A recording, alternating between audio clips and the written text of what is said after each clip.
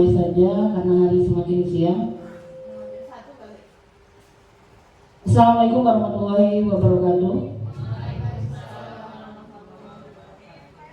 Yang saya hormati seluruh rekan-rekan sejawat SD Negeri 227 Palembang, Ibu Septi Siti Fatimah selaku calon guru penggerak angkatan 11, Aptendik Tata Usaha SD Negeri 227 Palembang. Adalah pertama-tama kita panjatkan puji dan syukur kepada Allah Subhanahu wa taala karena pada hari ini kita masih diberikan nikmat iman, nikmat sehat dalam rangka menyelenggarakan kegiatan diseminasi budaya positif yang merupakan rangkaian kegiatan dari Ibu Septi Siti Fatimah selaku calon guru penggerak angkatan 11 2024. Salawat teriring salam tak lupa kita aturkan ke Nabi besar junjungan kita Nabi besar Muhammad Shallallahu Alaihi Wasallam beserta pengikutnya yang insya Allah kita terhitung sebagai pengikutnya hingga di akhir zaman nanti. Amin amin ya rabbal alamin.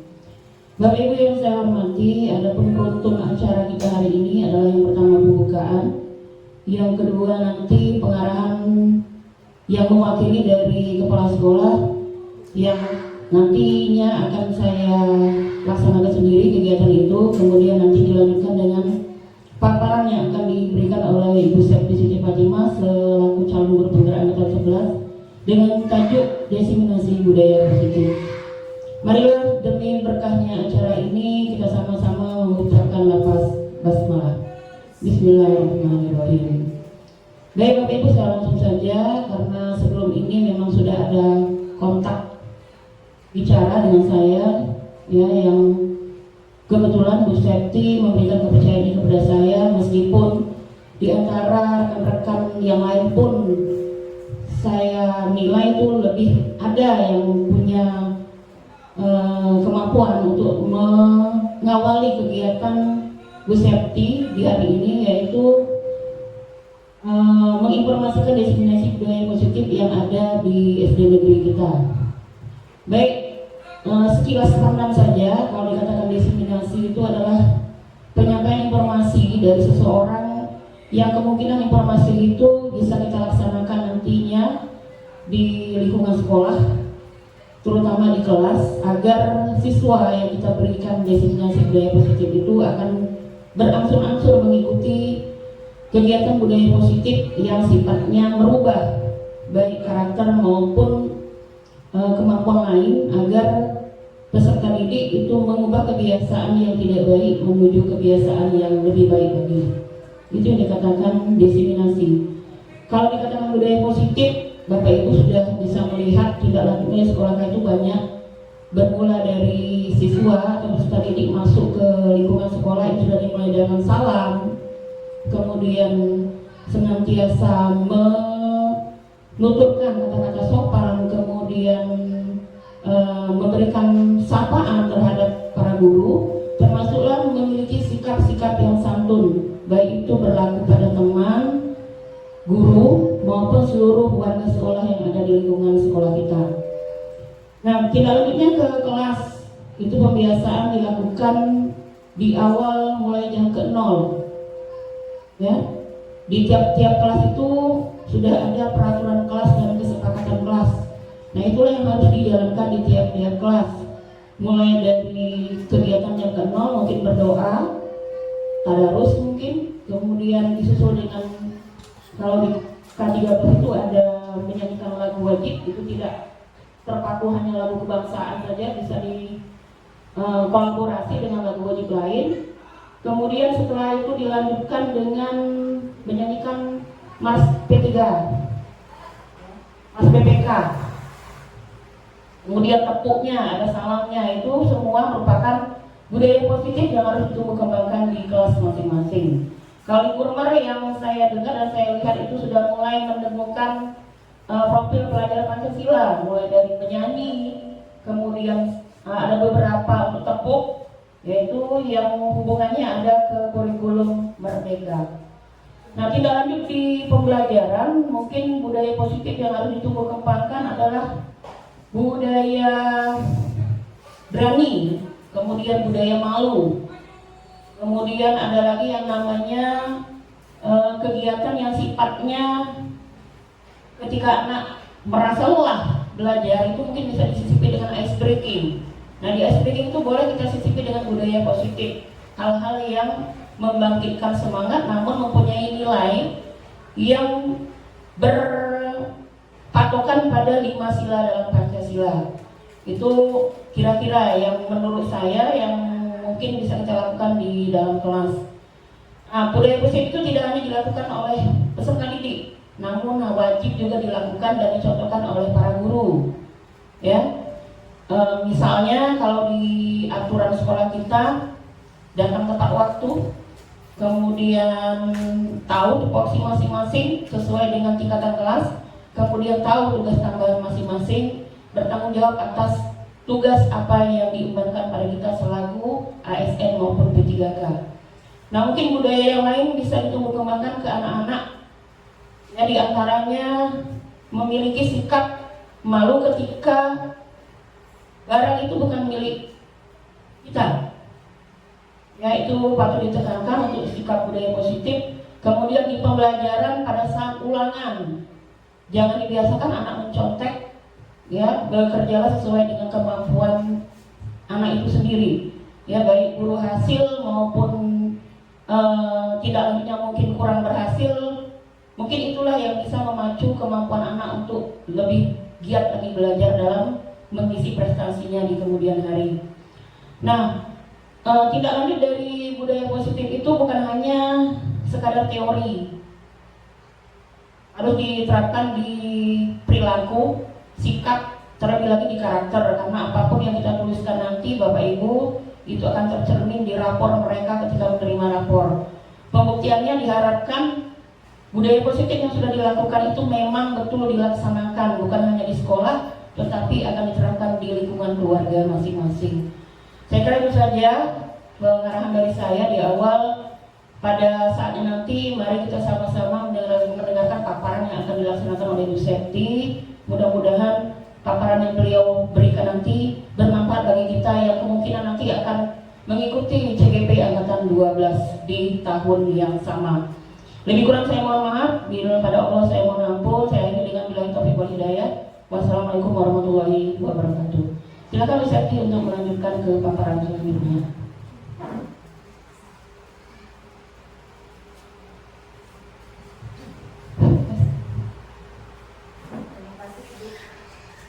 Terima kasih Bu Hidayati atas waktunya. Mohon izin Bapak Ibu guru hebat, saya akan memaparkan tentang diseminasi.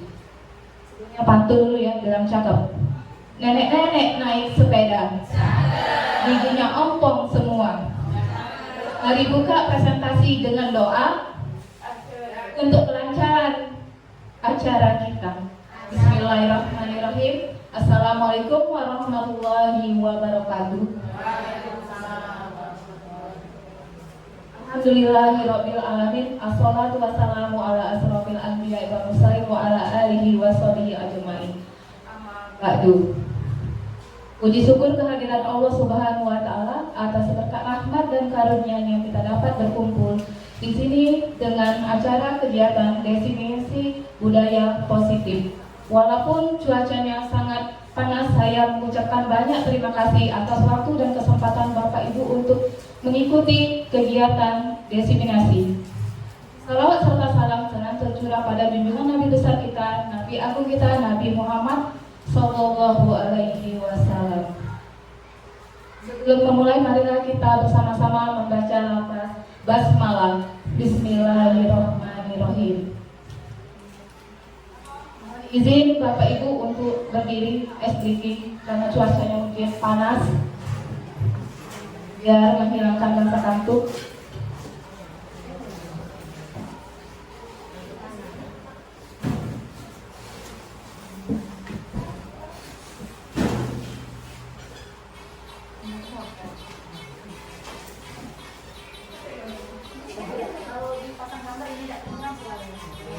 Tangan diputar-putar,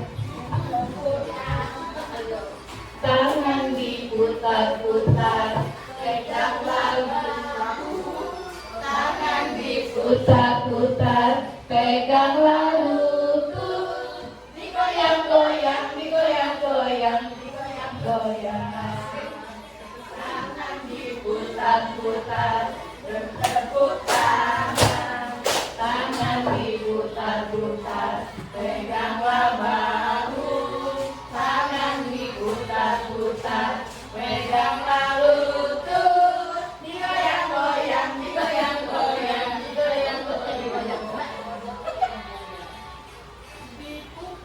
Bu Iya, boleh ke depan Bu Iya.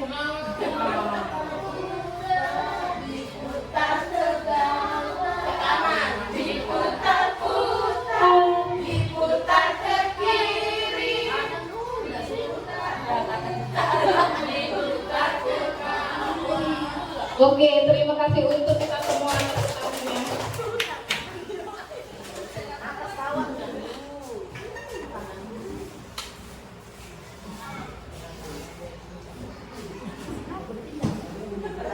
Baiklah Bapak Ibu, saya mohon izin sebelumnya saya mohon maaf dan sebesar-besarnya bukan saya mau menggurui, tapi ini tugas untuk menyampaikan destinasi budaya positif.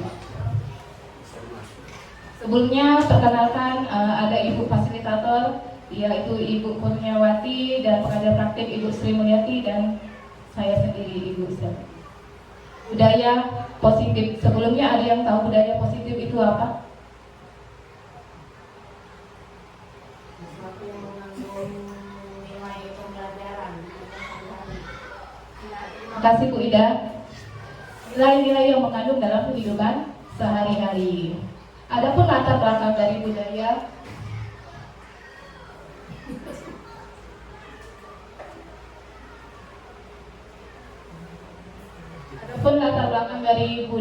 positif.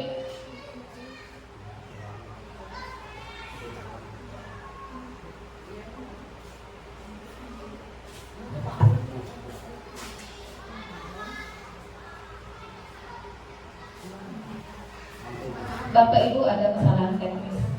Adapun latar belakang budaya positif di sekolah yaitu merupakan nilai-nilai keyakinan dan kebiasaan di sekolah yang berpihak pada siswa agar siswa dapat tumbuh dan berkembang menjadi pribadi yang bertanggung jawab, kritis, dan penuh hormat.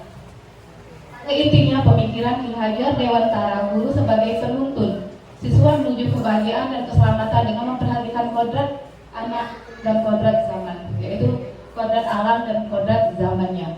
Budaya positif menuntun siswa untuk melakukan hal positif sehingga dapat membentuk karakter baik yang kelak akan bermanfaat untuk mereka. Dalam hal di sekolah, merupakan institusi yang berperan penting dalam pembentukan karakter siswa sebagaimana tujuan pendidikan yang ingin mewujudkan pelajar Indonesia yang memiliki profil pelajar Pancasila. Dengan demikian, guru juga berperan penting menuntun siswa dalam pembentukan karakter. Langkah awal yang dilakukan untuk menciptakan budaya positif adalah dengan kesepakatan kelas, di mana kesepakatan kelas ini berisi aturan pembelajaran yang efektif. Kesepakatan kelas bukan hanya berisi harapan guru terhadap siswa, tetapi juga harapan siswa kepada guru dan terhadap kelasnya, sehingga kesepakatan kelas dirancang bersama atau guru dan siswa. Kesepakatan kelas harus disusun dengan jelas sehingga mudah dipahami menggunakan kalimat yang positif. Adapun program kegiatan yang menuntun budaya positif, yaitu yang pertama pembiasaan 5S, yang kedua pembelajaran yang mandiri dan kolaboratif menggunakan teknologi, dan yang ketiga itu pembagian untuk yatim dan duafa, dan kegiatan religius selanjutnya itu sholat duha, pembacaan yasin pada hari Jumat, kemudian pelatihan kemandirian yaitu dilaksanakan upacara pada setiap hari Senin dan hari besar-besar lainnya. Kemudian pembelajaran yang kolaboratif yang berpihak pada murid, dan yang terakhir itu ciri khas Palembang, sosial kultural yang namanya ngobeng.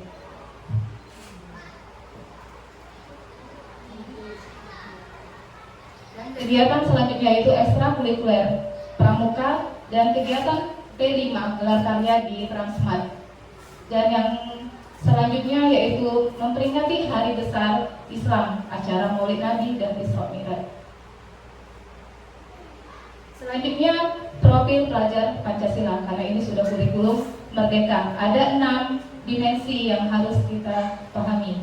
Profil pelajar Pancasila berupa sejumlah ciri karakter dan kompetensi yang diharapkan untuk diraih oleh murid dan didasarkan pada nilai-nilai luhur Pancasila. Ada 6, ada yang hafal profil pelajar Pancasila. Profil Pancasila beriman dan bertakwa pada Tuhan Yang Esa dan berakhlak mulia, berbhinneka global kreatif, dan bernalar kritis. Ini biasanya dilakukan sebelum pembelajaran dimulai. Kita bisa nyanyikan bersama anak-anak.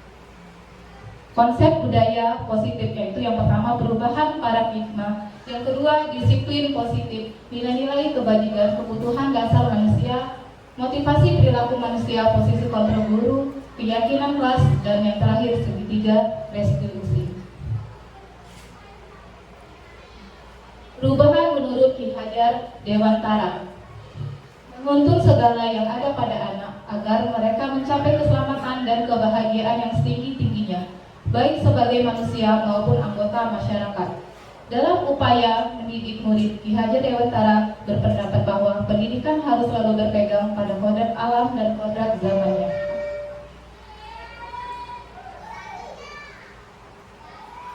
Menurut Ki Hajar Dewantara, sekolah diibaratkan sebagai tanah tempat bercocok tanam sehingga guru harus mengusahakan sekolah jadi lingkungan yang menyenangkan, menjaga dan melindungi murid dari hal-hal yang tidak baik.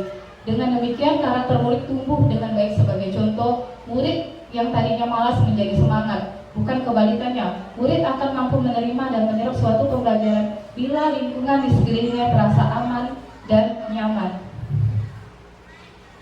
Jadi salah satu tanggung jawab seorang guru adalah bagaimana menciptakan suatu lingkungan positif terdiri dari warga sekolah yang saling mendukung, saling belajar, saling bekerja, saling berkolaborasi, saling menciptakan bersama-sama sehingga terciptalah kebiasaan yang baik. Dari kebiasaan baik akan tumbuh menjadi karakter baik warga sekolah dan pada akhirnya karakter dan kebiasaan baik akan membentuk sebuah budaya yang positif.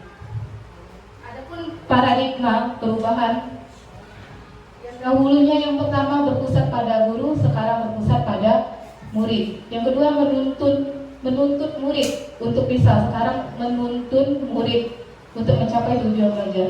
Yang ketiga menyamaratakan murid, dan yang sekarang menyadari setiap murid unik atau mempunyai karakteristik yang berbeda-beda. Yang keempat penerapan hukuman pada pelanggaran.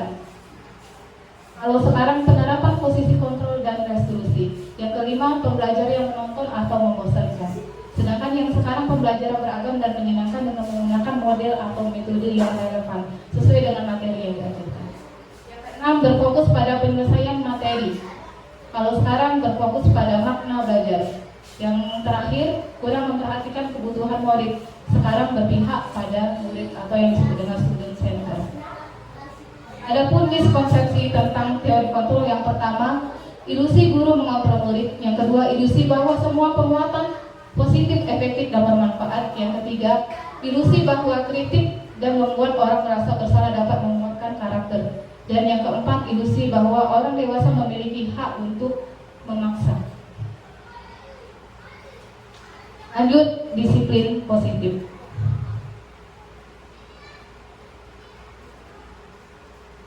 Mari kita tanyakan pada diri kita sendiri, bagaimana kita berperilaku, mengapa kita melakukan segala sesuatu. Apakah kita melakukan sesuatu karena adanya dorongan dari lingkungan? Atau ada dorongan orang lain? Terkadang kita melakukan sesuatu karena kita menyadari rasa sakit atau ketidaknyamanan. Terkadang kita juga melakukan sesuatu untuk mendapatkan apa yang kita mau atau apa yang kita inginkan.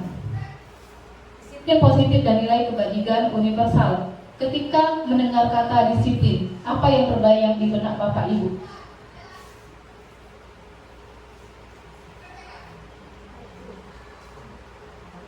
Ini peraturan yang seperti apa?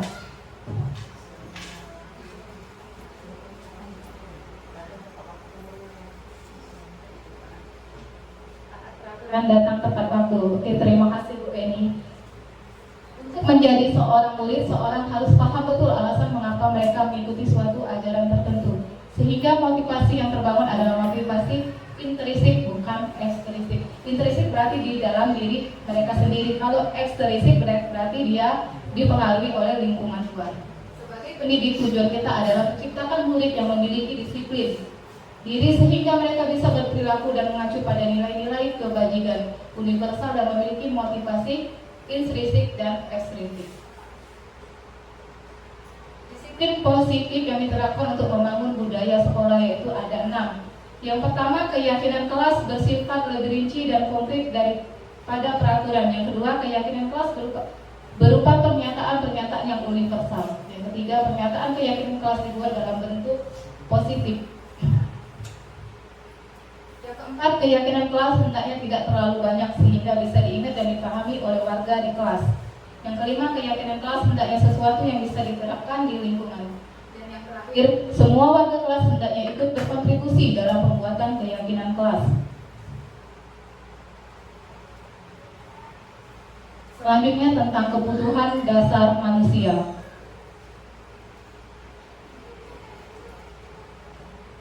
Kebutuhan dasar manusia yaitu segala sesuatu yang dibutuhkan oleh manusia untuk mempertahankan keseimbangan kondisi fisiologis dan psikologis yang bertujuan untuk pertahanan kehidupan.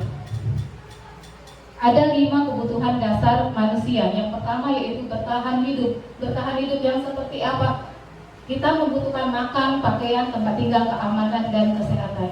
Yang kedua, kita butuh kasih sayang dan rasa diterima. Rasa diterima, dipedulikan, berbagi, bekerja sama, menjadi bagian dari kelompok. Yang ketiga, penugasan, keinginan untuk dianggap harga diri, diakui, dan didengar. Yang keempat, kebebasan, kemandirian, memiliki pilihan, mencoba hal-hal yang baru dan mampu mengendalikan arah hidupnya. Dan yang terakhir, kesenangan, kesenangan bermain dan tertawa. Kebutuhan dasar manusia.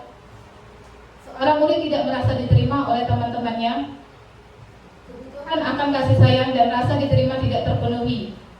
Oleh karena itu, dia mungkin akan memiliki satu teman dan memisahkan diri dari yang lain. Sebagai guru, kita bisa membangun hubungan yang bisa membangun kepercayaan serta pendekatan.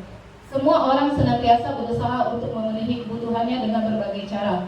Bila mereka tidak bisa mendapatkan kebutuhannya dengan cara yang positif, mereka bisa melanggar peraturan atau melakukan hal yang tidak sesuai dengan nilai dan kebajikan. Motivasi perilaku manusia menurut Diane Gosset. Motivasi ekstrinsik yaitu untuk menghindari ketidaknyamanan atau hukuman, untuk mendapatkan imbalan atau penghargaan dari orang lain. Sedangkan motivasi intrinsik untuk menjadi orang yang mereka inginkan dan menghargai diri sendiri dengan nilai yang mereka percayai.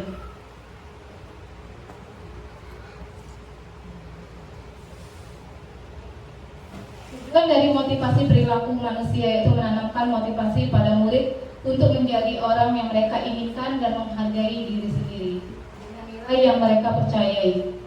Ketika murid-murid kita memiliki motivasi tersebut, mereka telah memiliki motivasi intrinsik yang berdampak. Yang motivasi yang tidak akan berpengaruh pada adanya hukuman.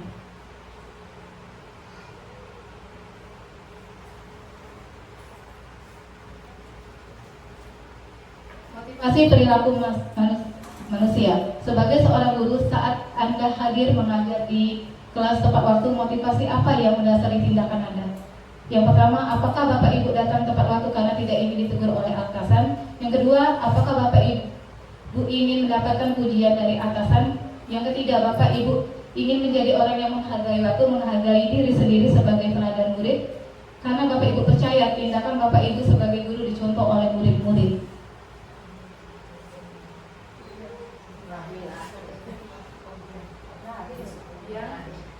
Yang terakhir, Yani, kalau boleh tahu alasannya apa, Bu?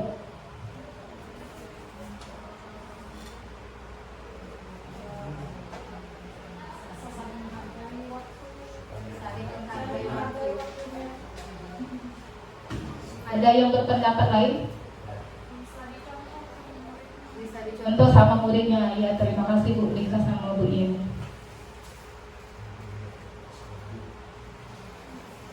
Apabila ada suatu pelanggaran peraturan, tentunya akan ada sesuatu yang akan terjadi. Ada 3. Yang pertama, hukuman, konsekuensi, dan restitusi. Ini yang mana yang bisa kita ambil?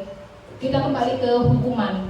Hukuman adalah tidak terencana atau tiba-tiba hukuman bersifat satu arah. Hukuman yang diberikan bisa berupa fisik maupun murid disakiti oleh suatu perbuatan. Konsekuensi sudah terancam sudah disepakati dan disetujui oleh murid dan guru. Konsekuensi biasanya diberikan berdasarkan suatu data pada umumnya yang dapat Yang terakhir, restitusi. Mengajarkan murid mencari solusi untuk masalah mereka dan membantu murid berpikir tentang orang seperti apa yang mereka inginkan. Ini perbedaan hukuman, sanksi atau konsekuensi dan restitusi. Salah satu contohnya itu sesuatu yang menyakitkan harus terjadi, sesuatu harus terjadi, sedangkan restitusinya merupakan pilihan. Kita langsung ke pertanyaan pematih, setuju atau tidak setuju. Soal yang pertama, hukuman dapat mendisiplinkan anak. Ada yang setuju, ada yang tidak setuju.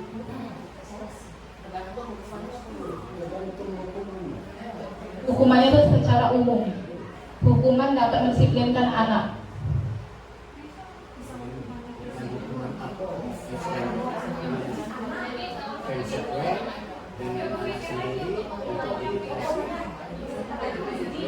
Tergantung hukuman kejadian pada anak. Bapak tadi menjawab setuju atau tidak setuju. Antara ini dan tidak.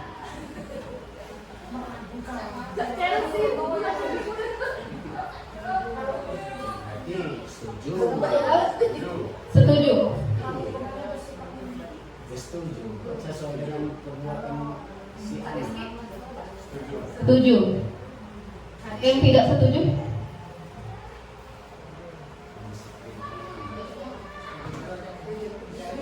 Pertanyaan yang kedua, pemberian hukuman dengan hal positif seperti membaca atau membersihkan halaman sekolah dapat meningkatkan kedisiplinan anak. Setuju atau tidak setuju?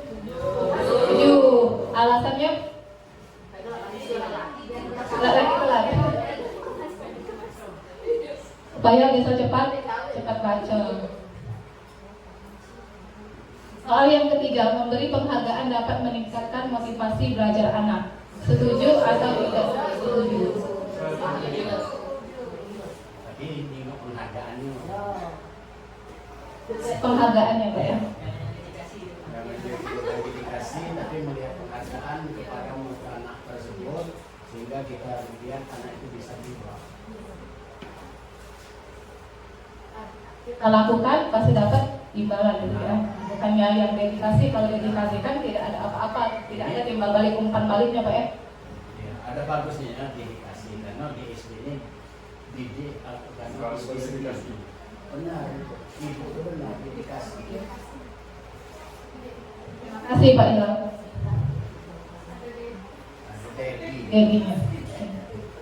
Kita lanjut tugas perbedaan hukuman dan konsekuensi tindakan guru. Boleh diisi ini di papan tulis yang soal nomor 1, mencatat 100 kali di dalam buku kalimat saya tidak akan terlambat lagi karena terlambat ke sekolah. Hukuman atau konsekuensi.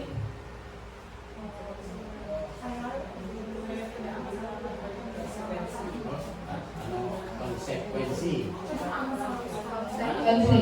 Bukan istilahnya pilihan. Pilihan dua. Hukuman atau konsekuensi. Hukumannya apa bersifat? Maksudnya kalimat itu jadi Pak. Ini lapangan basket termasuk konsekuensi atau hukuman. Maulana tolong ditulis yang soal nomor 1 termasuk apa? 100 kali dan Yang kedua Pak Maulana pilih ya rekannya. yaitu hukuman. Yang nomor 1 itu hukuman. Jangan konsumsi, Silakan pilih Pak Maulana. makan terus. Pilih rekannya. Antara dua. Terima kasih Pak Maulana.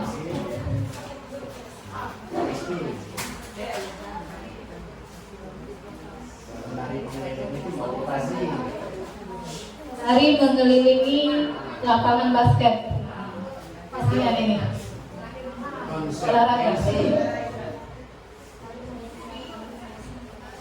Terlambat lagi di sekolah.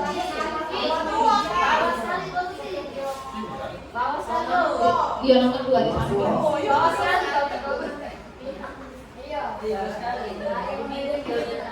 Jadi apa tuh?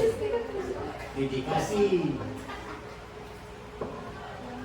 Ini persepsi kayak gitu tulis. Kalau dikasih provokasi. Ya. Lanjutnya Pak Rizky, terima kasih. Pilih temannya, Cak Lia yang semangat. Iya. Murid diminta untuk push up 15 kali karena tidak menggunakan masker ke sekolah.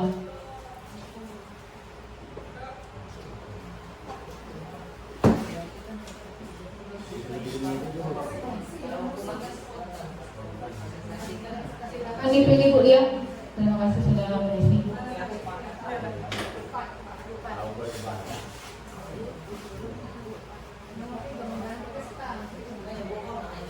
Oh, mau. Kalau kamu yang bawa. Ini Ibu Kom. Ya, terima kasih. Hukumannya kalau yang bawa. Iya lah, oh. Mengulang itu. Membersihkan. Kelewatan. Membersihkan. Kita tumpahan air yang kudus. Akan dipilih empat.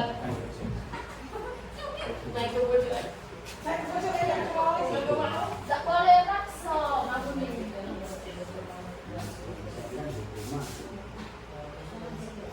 Yang mana kertas, ya konsekuensi. Yang lain baru jam 1. Dengan baik jam Lagi Pak Kom ya. sama mampu Silakan Kak Mam. tulis enggak tahu nah hukuman Bawah atau di atas? iya jangan kejo apa kejo Di bawah. iya itu Boleh lah. boleh lah Bagus ini. Untuk nulis ijazah pada lain. untuk mau nulis banner dia Ini Pak Om. Yang terakhir. ini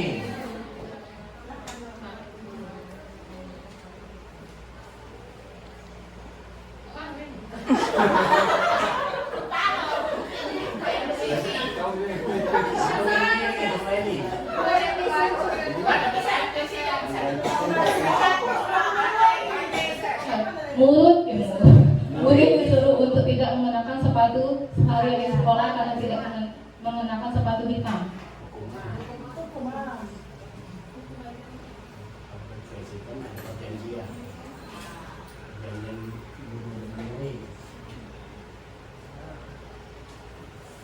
Udah habis, udah habis. Silakan ditunjukkan sekarang.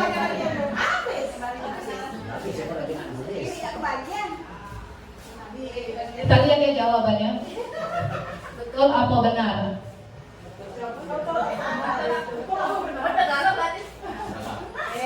Yang pertama, mencatat 100 kali di dalam buku kalimat, itu termasuk konsekuensi. Lari keliling lapangan, hukuman. Yang ketiga, hukuman. Yang keempat, konsekuensi. Selanjutnya konsekuensi dengan hukuman. Yang terakhir, konsekuensi. Oke, tepuk tangan untuk kita semua.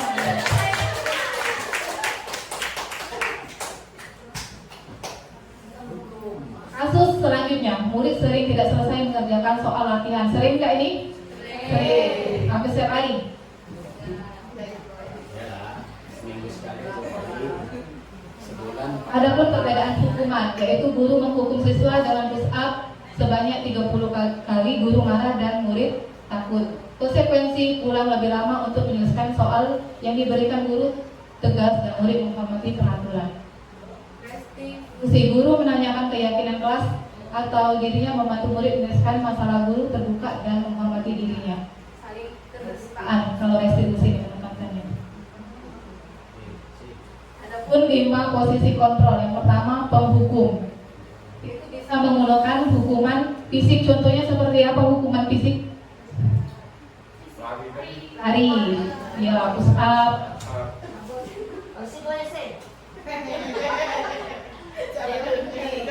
Membuat merasa bersalah. Guru yang akan bersuara lebih lemah lembut.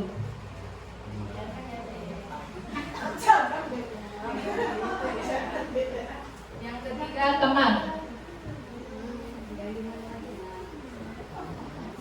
Tidak akan menyakiti murid, namun akan tetap berupaya mengontrol murid melalui persuasi. Pemantau mengandalkan penghitungan catatan data yang dapat digunakan sebagai bukti atas perilaku seseorang. Dan yang terakhir itu sebagai manajer, guru berbuat sesuatu bersama dengan murid untuk menyelesaikan suatu kasus atau permasalahan. Keyakinan kelas.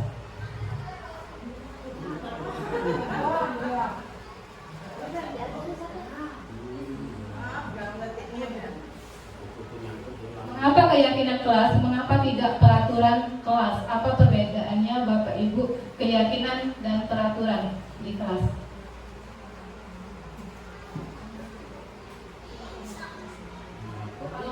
Bedanya. Kedua adalah pihak. Kalau peraturan satu pihak, misalnya guru yang menentukan. Terima kasih Bu Rika. Dari mana? Pai. Selanjutnya bagaimana membuat keyakinan di kelas? Ada 5. Yang pertama, orientasi pentingnya keyakinan di kelas. Yang kedua, dibuat dalam bentuk kalimat yang positif. Yang ketiga, tempel di tempat strategis agar mudah dilihat dan diingat oleh siswa. Keempat, libatkan seluruh murid dalam membuat keyakinan kelas. Dan yang terakhir, disesuaikan dengan kondisi sekolah agar mudah diterapkan. Kalau posisi yang strategis itu di mana kira-kira Bapak Ibu? Pintu masuk. Sebelum masuk dia suruh dibaca dulu ya. Ini saya mencoba membuat keyakinan kelas tentang disiplin. Yang pertama itu datang tepat waktu di sekolah, mengerjakan tugas atau latihan tepat waktu, mengikuti program kegiatan yang diselenggarakan oleh sekolah, melaksanakan tugas piket tepat waktu, mengikuti upacara dan senam, memakai seragam dan atribut lengkap, menggunakan kata baik dan sopan.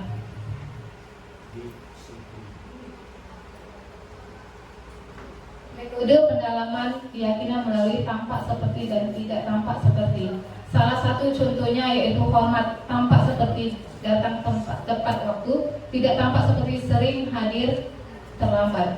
Kemudian yang bekerja, tampak seperti tekun bekerja dan menyimak guru, tidak tampaknya tidak mendengarkan guru dan acu tak acu, sibuk dengan dirinya sendiri. Rasa diterima dan dimiliki, tampak seperti melibatkan semua anggota kelompok, tidak tampaknya mengucilkan salah satu teman satu kelas atau bullying. Adapun metode pendalaman keyakinan melalui tabel Y, terdengar, terlihat, dan berperilaku. Terdengar salah satu contohnya yaitu satu orang berbicara, "Yuk saya bantu. Kita bisa selesaikan ini secara bersama-sama." Diterima, "Tolong ya permisi, boleh saya pinjam? Nanti akan segera saya kembalikan." Pemecahan permasalahan menggunakan metode melalui tabel Y. Dan yang terakhir itu segitiga restitusi. Yang dimaksud dengan segitiga restitusi yaitu suatu proses dialog yang dijalankan guru atau orang tua agar dapat menghasilkan murid yang mandiri dan bertanggung jawab.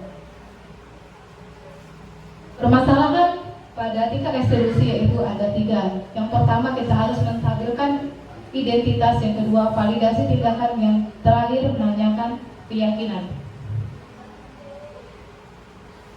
Ini contoh dari penyelesaian menggunakan restitusi. Siswa yang tidak mengikuti sholat zuhur berjamaah. Bapak Ibu, apakah kelihatan cakapannya? Ada menstabilkan identitas, menanyakan apa kabar pada anak, dan yang selanjutnya itu validasi tindakan. Nanti ada di samping. Kemudian menanyakan keyakinan, apakah anak itu kenapa dia tidak sholat, berpercakapan terlebih dahulu. Kita yang dinamakan menstabilkan identitas. Kemudian permasalahannya apa? Terus tindak lanjutnya seperti apa?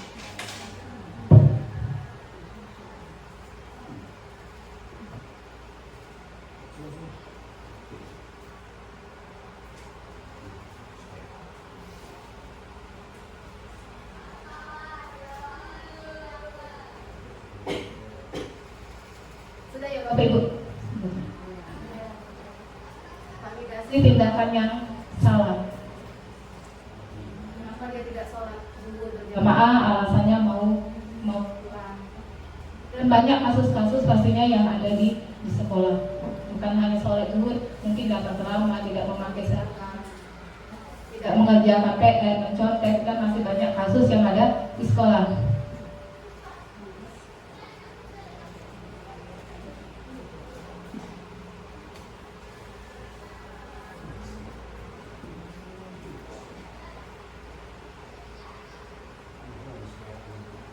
Selanjutnya refleksi.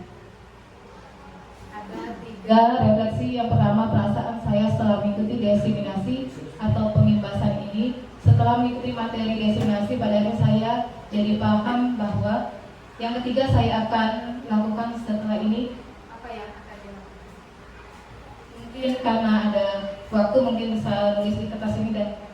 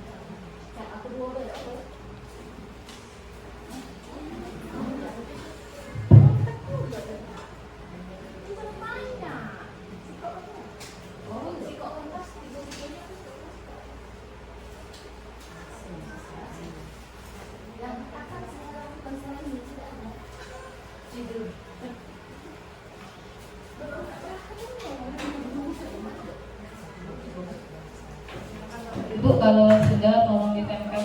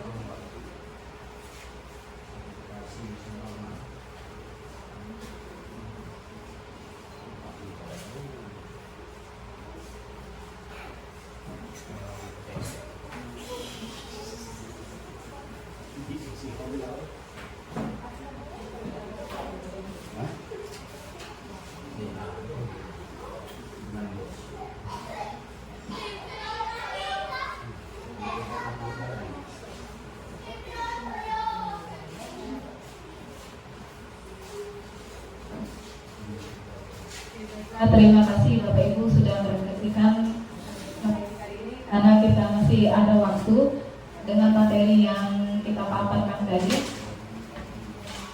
Adakah rancangan yang akan dibuat ke dalam di kelas kita nanti?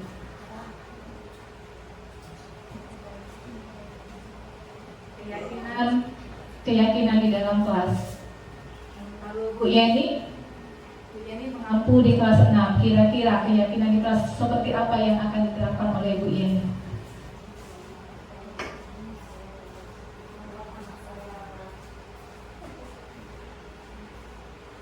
Kalau saya kelas 6 membuat anak saya di kelas itu supaya dia lebih giat belajar lagi, membuat kesepakatan mereka supaya selalu belajar di kelasnya dengan aktif, dengan lebih aktif dalam kelas lah. poin yang pertama aktif di dalam kelas. Tadi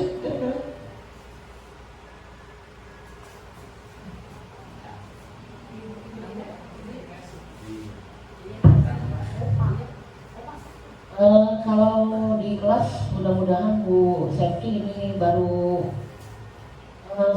yang semestinya memang sudah ada, tapi namanya kesepakatan kelas bukan keyakinan kelas.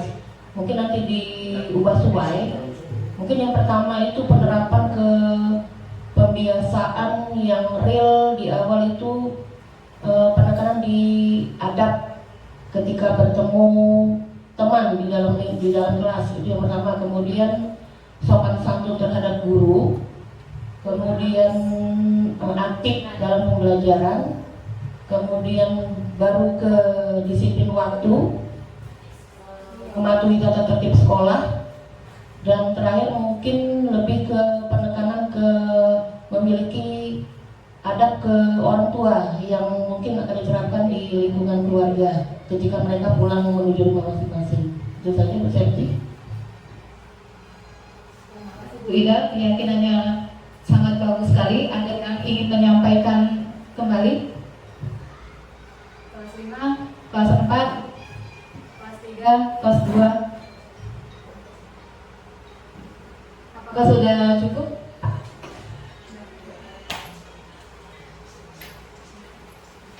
Mungkin bisa ke depan dia mohon izin untuk menyampaikan refleksi pada hari ini. Satu kata atau dua kata.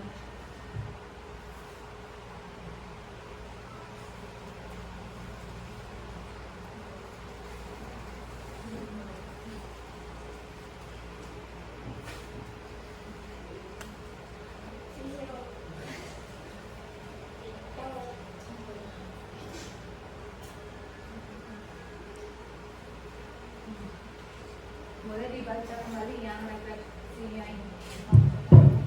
Iya.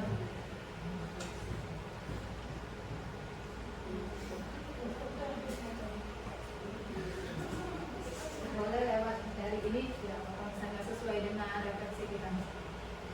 Tadi kan mungkin ada yang terlewatkan untuk ditulis. Mungkin Ada pemikiran muncul. boleh disampaikan.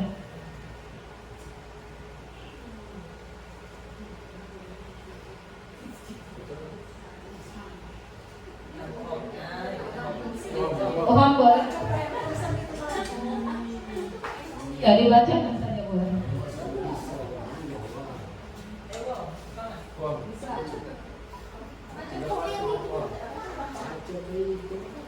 Refleksi. Oh, baca refleksi itu. Satu perasaan saya telah mengikuti Ya boleh ke depan Om. Nanti ada. Refleksi itu nah, yang kalau tulisan. Oh, yang tulis itu. Seluruhnya dibaca. Iya. Om jadi. Bisa perpustakaan laju. Guru laju. Perasaan saya telah mengikuti desiminasi dan atau pembahasan ini adalah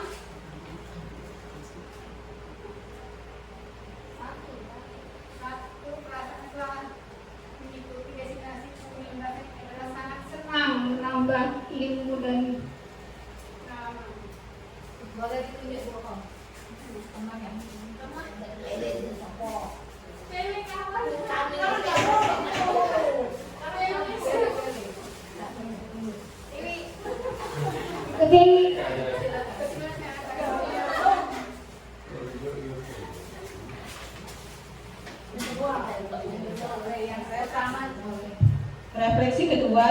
setelah mengikuti materi diseminasi atau pengibasan pada hari ini, saya jadi paham bahwa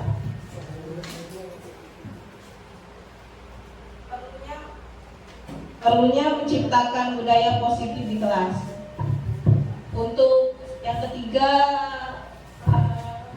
tolong Pak Rizky. Cewek-cewek dan tadi belum cowok.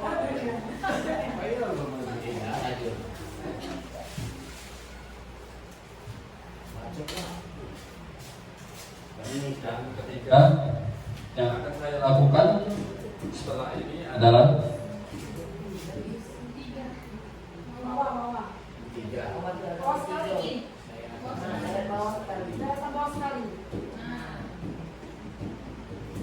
saya akan memilih konsekuensi yang telah disepakati bersama siswa. Terima kasih banyak Bapak Ibu telah menyaksikan. Sampai di sini ada pertanyaan atau mau di-sharingkan?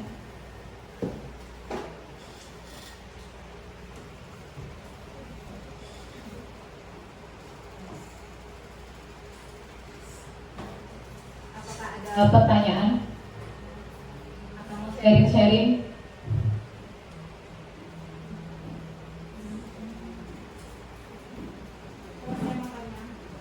Silakan Bu Yeni. Di sekolah kita kan sudah ada peraturan di sekolah. Ya, benar. Terus di kelas kita mempunyai keyakinan di dalam kelas. Apakah peraturan sekolah itu bisa digantikan dengan keyakinan di sekolah? Bisa atau tidak bisa? Maksudnya peraturan di sekolah itu peraturan keyakinan sekolah. Aku tadi kan keyakinan di kelas, ini keyakinan di sekolah. Ya. Bisa berubah-ubah. Bisa diubah. Bisa diubah. Kalau peraturan sekolah itu kan secara universal secara keseluruhan yang telah disepakati antara kepala sekolah dan guru. Bahkan ada yang mengundang komite supaya ada kolaborasi. Misalnya suatu saat nanti ada permasalahan bisa dipanggil perwakilan dari orang tuanya. Jadi kalau misalnya peraturan keyakinan di sekolah itu tersendiri tidak bisa. Ya, secara utuhnya peraturan sekolah. Nanti hal yang kelompok-kelompok kecil itu bisa kita terapkan di keyakinan di kelas. Ya. Jadi peraturan ada di dalam kelas saja. Ya, di dalam kelas. Kalau peraturan secara umum itu kita bersama-sama tidak melibatkan murid. Ya. Atau ada yang mau menanggapi atau yang menambah? Persilakan. Pak Ilham. Yang di kelas, cuma untuk tidak untuk di luar kan istilahnya. Untuk keyakinan sekolah. Ya berarti untuk siswa. Untuk siswa Bisa diubah ya, ya. dalam kelas dan disepakati oleh wali kelas. Jadi peraturan di sekolah itu tidak akan pernah bisa diubah. Itu luas. Sedikit menambahkan rekan-rekan dan Bu Septi, kalau menurut saya peraturan sekolah itu yang bertanggung jawab dan menjalankan bukan hanya siswa, tetapi seluruh warga sekolah termasuk komite, termasuk orang tua siswa, termasuk di dalamnya kepala sekolah dan guru, teknik, penjaga sekolah. Tetapi yang di keyakinan kelas itu hanya berlaku untuk tiap-tiap kelas masing-masing, berlaku untuk guru walas, termasuklah guru mapel ketika masuk ke dalam lingkungan kelas itu, termasuk juga berlaku untuk siswa. Itu saja tambahan Bu Septi.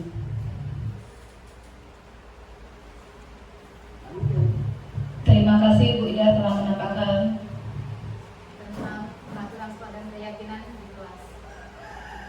Baiklah, saya kira sudah cukup. Saya mohon maaf apabila ada penyampaian kata yang kurang enak, dan saya mohon maaf sekali lagi, saya bukan menggurui, tapi ini tugas untuk kelengkapan guru penggerak. Sebelum saya tutup, ada pantun lagi. Biru laut seperti kolam, ikan paus pandai menyelam, dari lubuk hati yang paling dalam. Saya tutup presentasi dengan salam. Akhirul kalam, wabillahi taufiq wal hidayah. Wassalamualaikum warahmatullahi wabarakatuh.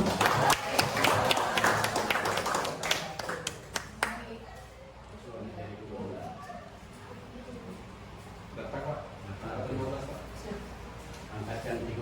Terima kasih Bu Septi atas paparannya yang begitu jelas sehingga kami sebagai rekan sejawat Bu Septi mengenal lebih jauh apa yang dikatakan budaya positif yang berlaku di lingkungan sekolah. Baik Bapak Ibu, rekan-rekan sejawat, berakhir sudah acara kita hari ini di kegiatan diseminasi budaya positif yang disampaikan oleh Ibu Septi Siti Fatimah, Sarjana Pendidikan, calon guru penggerak angkatan 11. Mudah-mudahan apa yang kita peroleh hari ini merupakan ilmu yang bermanfaat, barokah bagi bekal kita yang mudah-mudahan nanti akan menyusul Bu Septi sebagai CGP angkatan 12. Saya akhiri acara hari ini dengan ucapan terima kasih. Bila ada kata yang salah itu berasal dari saya, dan bila ada kesempurnaan itu merupakan milik Allah Subhanahu wa taala. Saya dengan ucapan dari taufiq wal hidayah. Wassalamualaikum warahmatullahi wabarakatuh.